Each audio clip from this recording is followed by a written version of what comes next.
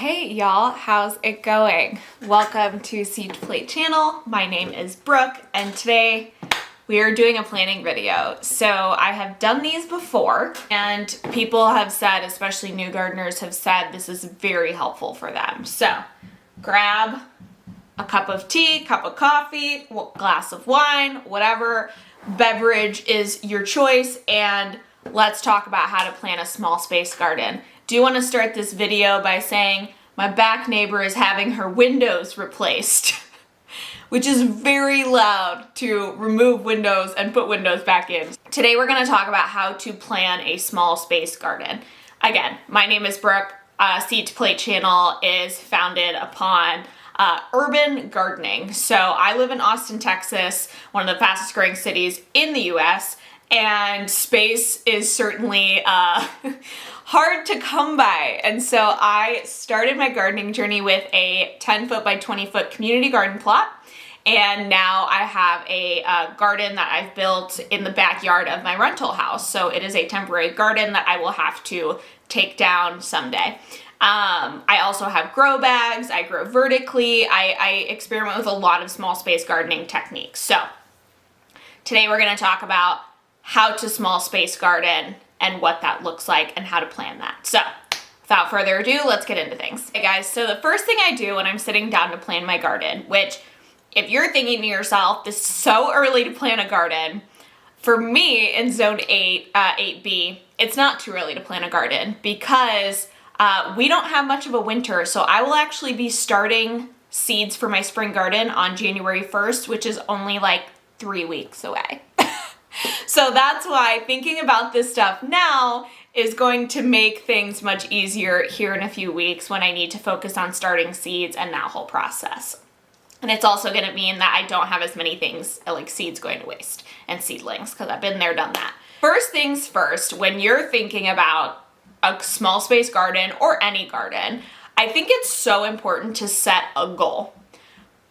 And I have a couple ways I set goals. So just for example, last year, one of my goals was to grow big heirloom slicer tomatoes. That was just something I really wanted to do, and I totally did it. I'll put some photos up of my big, beautiful tomatoes. I really enjoyed them.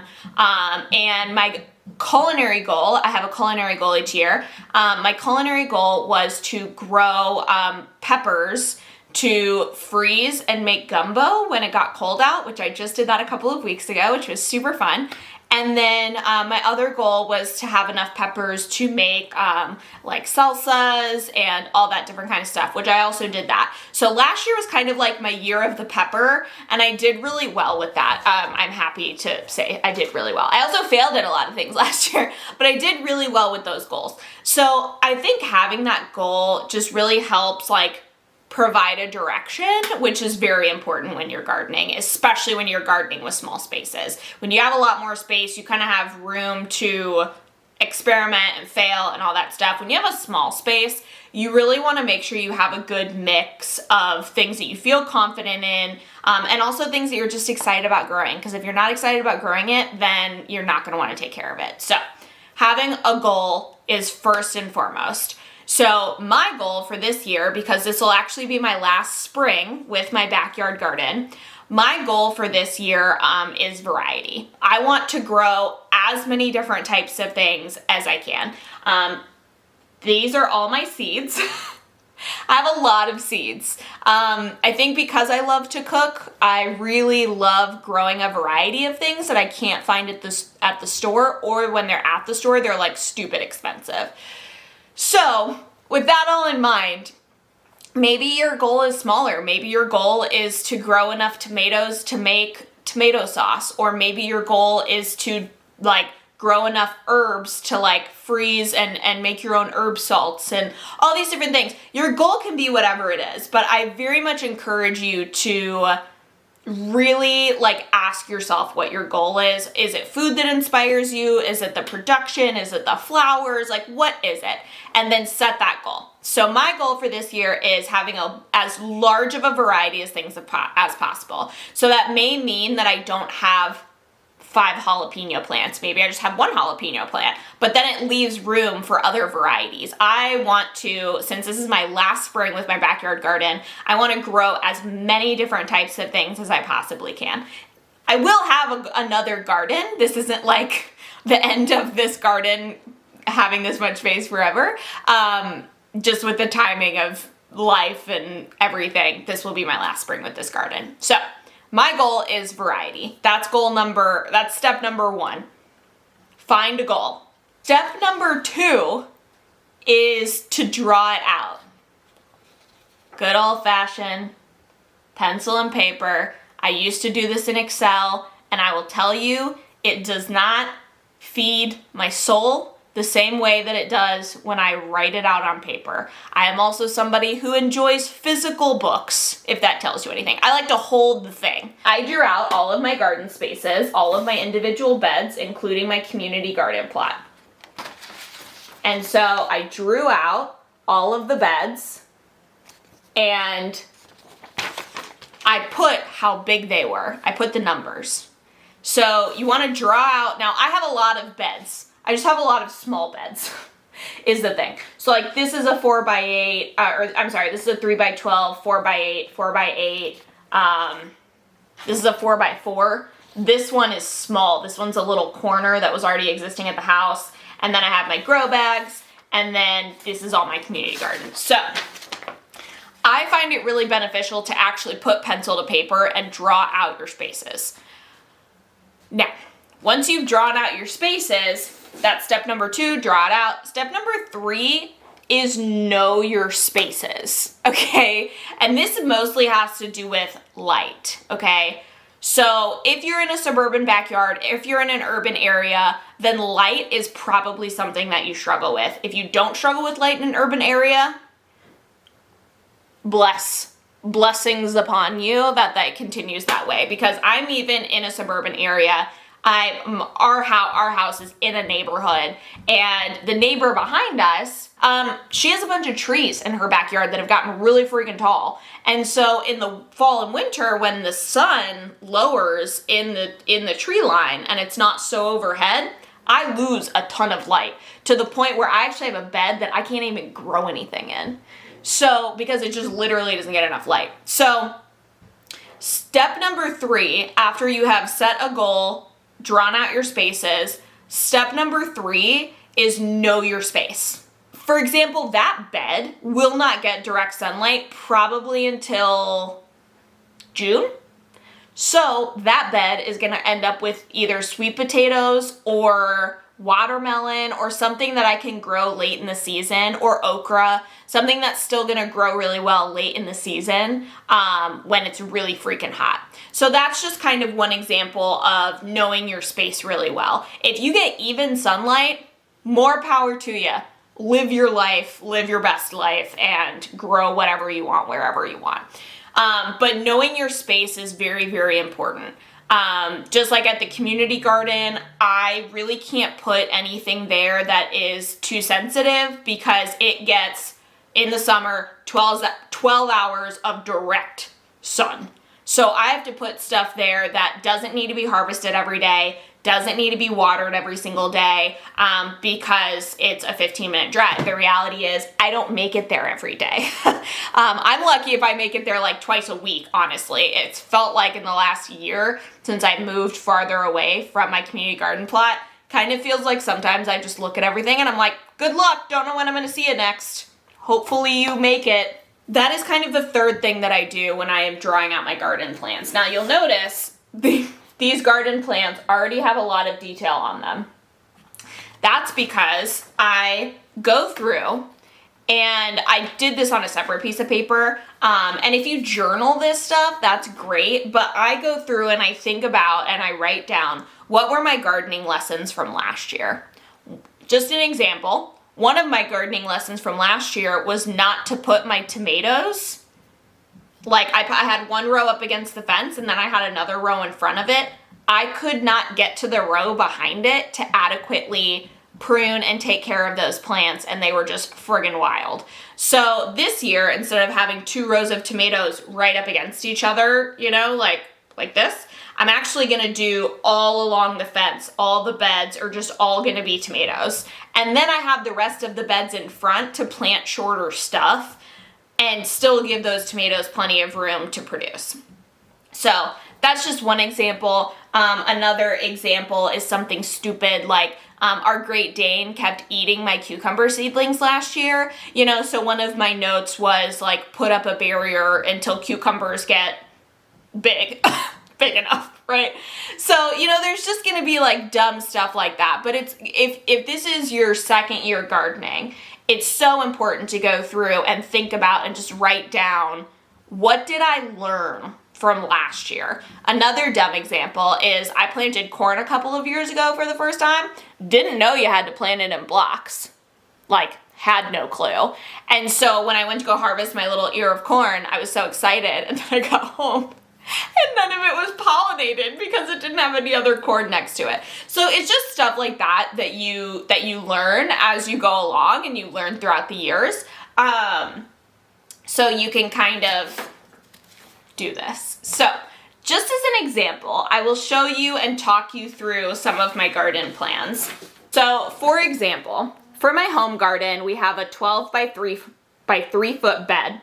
So this is gonna have tomatoes in it. Now you'll see I put tomatoes, there's gonna be 8 plants, and they're gonna be slicers. So I know that this is 12 feet, and so for me to have all my tomatoes 18 inches apart, that means I can fit 8 plants in this space. And I know that I want these to be my big heirloom slicers. And then I can have another row of peppers, and peppers only need about a foot apart, so I can put 12 pepper plants here, and then I want to do flowers. So I want to do something that's tall in the back, and then it gets shorter so that I can get in there and actually take care of the tomatoes the way that they need to be taken care of. So that's just a small example of how I plan on doing one of the beds. So another example of how to think about this stuff is, you know, if you have a really small gardening space, you know, maybe you love watermelon. I actually don't love watermelon, but I got really excited and bought seeds for Stars and Moon yellow fleshed watermelon. I'll put a picture up here of what it looks like. I don't know why it intrigued me, but I really want to grow it. So I have a small 4 by 4 foot garden bed that you just can't really put too much stuff in. Honestly, I don't know why, but you just can't. So that is the one bed that I'm going to do this watermelon in, is right there. So, and something like this, I'll have dahlias and herbs in the corner, and then I have my trellises where I'll have cucumbers. And so really just starting to think about the lighting and what can grow. How often you're going to be able to get to a space. So if you have a community garden or something like that, take that into consideration as you are planning out your stuff. But just really like be honest with yourself about lessons learned. Just as another example, since I don't get to my community garden that often, I'm probably going to plant determinate tomatoes. So if you're new to gardening, determinate tomato, or even if you're not new and you just need a reminder, determinate and indeterminate tomatoes. Indeterminate tomatoes are going to be a lot of your big heirloom slicers or your cherry tomatoes. They have a non-determined height. If you keep supporting them and you keep taking care of them, they will keep producing as long as it doesn't get too hot, you know, barring temperature, illness, whatever. They will just keep going.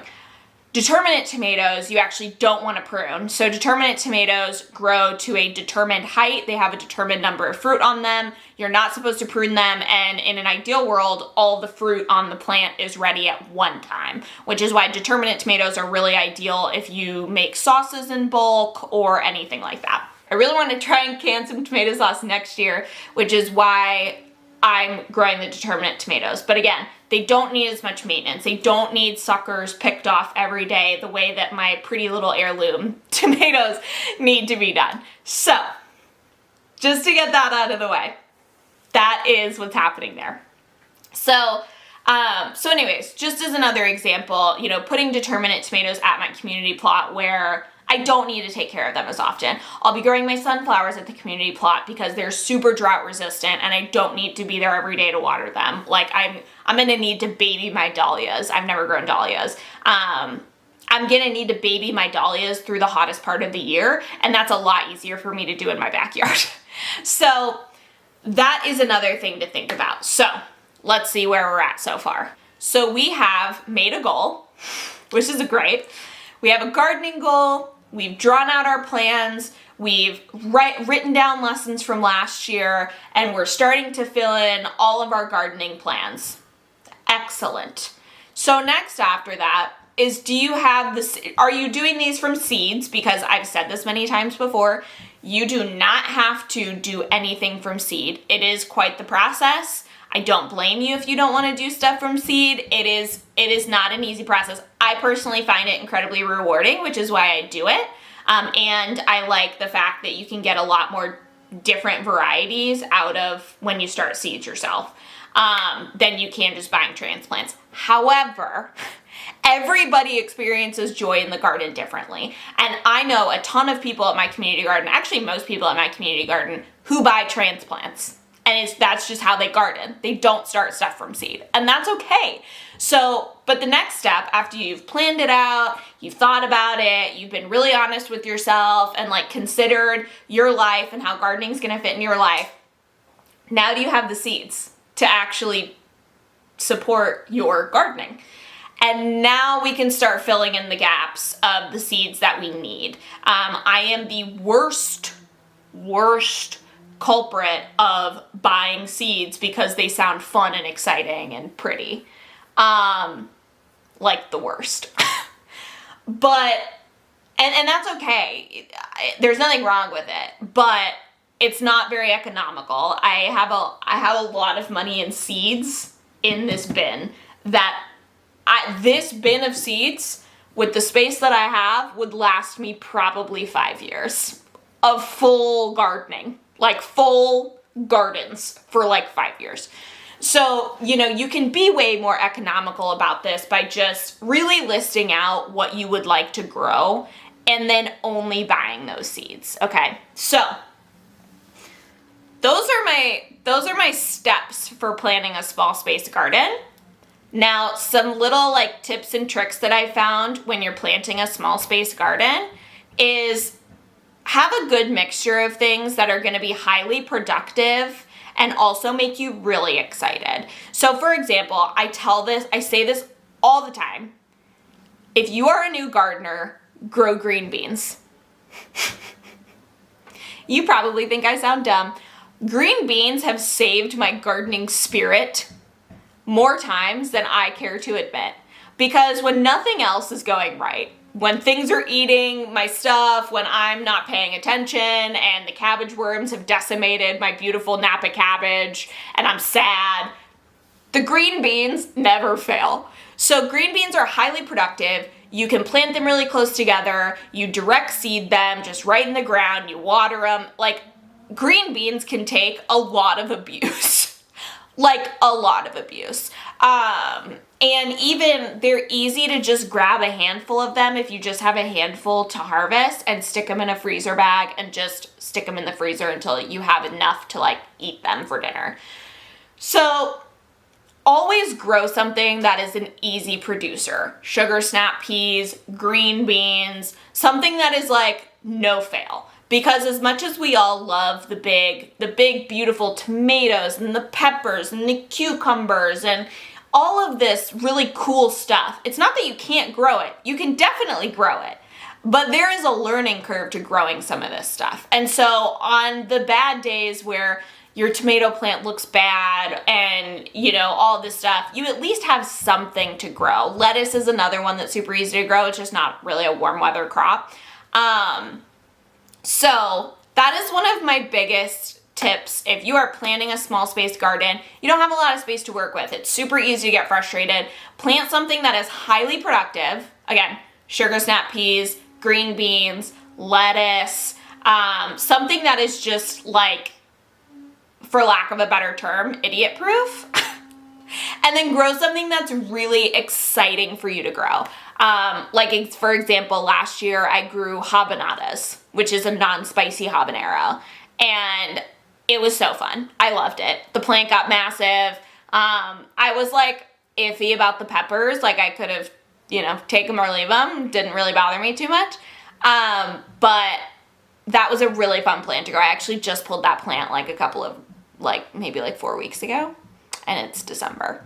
Mix productivity with exciting and do yourself a favor and foresee that you're gonna have hard days as a gardener where you just feel really frustrated. So that is one of my tips. Another one of my tips is let yourself dream, but don't let your dreams frustrate you. I think it's really easy to come on YouTube, especially as a urban or suburban gardener, and just be like, if only I had the space, like if only I had enough room to do blah, blah, blah, right? Like, as somebody who lives in the city, and I've had to really reckon with myself with this, the reality is I don't want to live rurally right now, if ever. I really like that it takes me 8 minutes to go to a taco truck and get tacos. I really like the conveniences of the city, and I'm okay with having a smaller garden because of it. So I think it's easy to come on and get really dreamy, and you're seeing these massive harvests and these big, these big buckets of broccoli or these big buckets of potatoes, and it's really easy to kind of let that get to your head and want more than what you have. But I think focusing on that small stuff is really important. Focusing on the space that you do have and what you can do with it, and not letting all the noise frustrate you into, I want more space, I want this, all that kind of stuff. So those are some of my biggest tips. So just to recap, because I've been talking for a long time, set a goal. My goal this year is to have as much variety as possible. And actually, I'm going to do a whole video with all of the varieties that I'm growing next week. So keep an eye out for that. So all of the varieties, that is my goal. I want to have as much different types of vegetables that I can. Set a goal. Draw out your space. Pencil to paper, draw it out, envision it, dream of it, and plan out what you are going to grow. Step number 3, think about, as you're planning that, think about the lessons that you've learned and write them down. It's okay to learn lessons. We all do it. We all do stupid stuff. I didn't spray for cabbage worms and I lost half of my cabbages, and I lost probably 2 months of production out of my kales and collard greens. Stuff happens. It's okay. So, think about those lessons learned and use that when you're planning your garden. Work smarter, not harder kind of a thing. And then make sure that you have the seeds to actually sustain what you want to grow. And don't let yourself get caught up. Let somebody else's version of success dictate what you think your version of success is. Because I'm telling you right now, if you grow a tomato and you make salsa and you take it to your friends, they don't care if it was one ugly tomato or if it was the biggest, beautifulest, most exotic looking tomato they've ever seen. They just think it's cool that you grew a tomato. Small space urban gardeners, I am here with you. I forgot. Grow as vertically as you can. As vertically as humanly possible. I've got something big. Maybe. We'll see.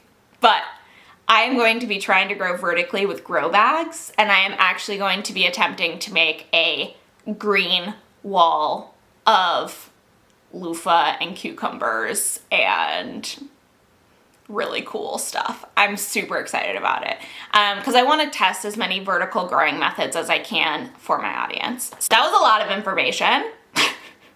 How are we all feeling? Overwhelmed.